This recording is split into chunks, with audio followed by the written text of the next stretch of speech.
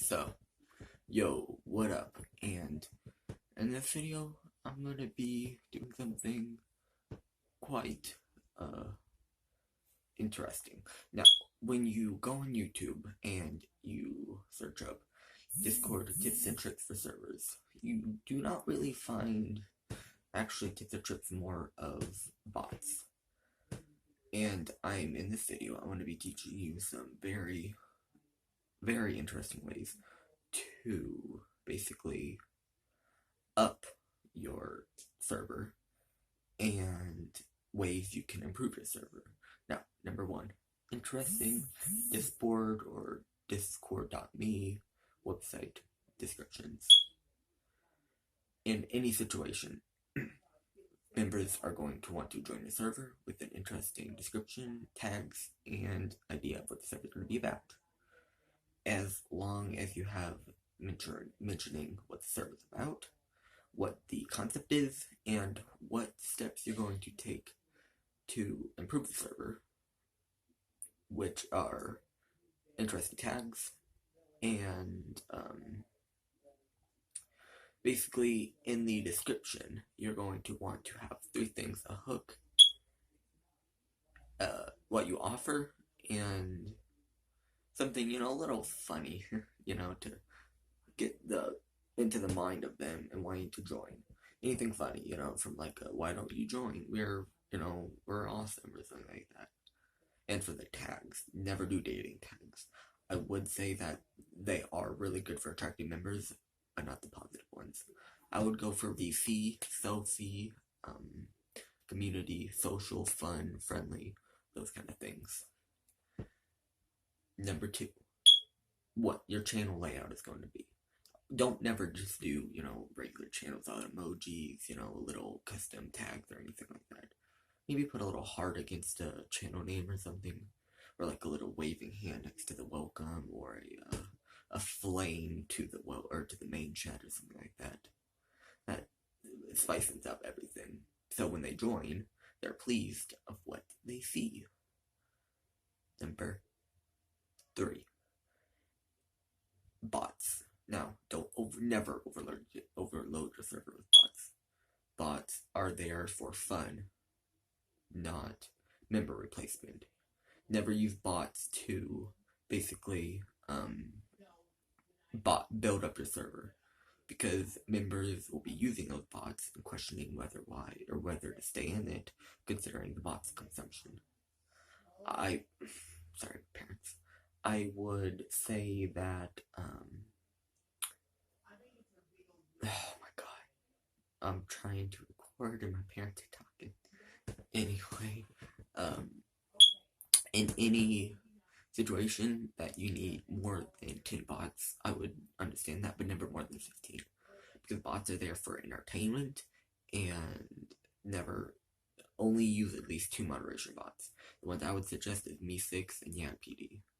They are really, really good. And mixed together, one can be a greeter/moderator, the other can be an auto mod and auto roller. So, good idea. Now, ways to keep your chat active. Saying welcome to everyone who joins. Welcoming members is one of the best ways to make them feel welcomed. It makes them feel needed. And if you have a staff team that can do that for you, that would be great. So you can work on basically checking out the profiles, making sure they're not a raider or anything like that. Basically, you want to get into a welcoming mood. So you would say, welcome to the server, hope you enjoy your time, and ping them. When they join, they will, say, hi, welcome, and then people who joined before them will start talking to each other. It'll just be, back and forth. Another one is question of the day, QOTD, and I would say this is like one of the best ones. The question of the day should be a question of the day. That's all I can say it will be. A question of the day should be interesting and should be able to interest the member. Like, well, if you could be any animal, what would it be? And you would ping at here. That's always a good way, because it also gets members to socialize with each other, along with, as long as they start communicating in the Q&A or question of the day channel.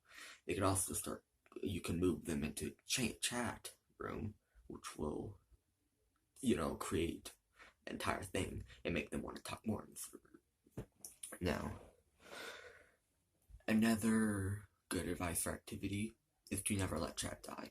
Occasionally, if chat dies, make it say like, hey, how is everyone, or something like that. As owner, your job is to introduce yourself to members, make them feel welcomed, and if your chat is dead, people don't know. So when people join the server, and you bump the server to make people join, they want to be welcomed to an active, friendly, and interesting chat. So that's why the question of the day is there, too. And another idea, which I discovered, is like basically, okay, so if someone joins and they are toxic, try to get everyone in the server to gang up,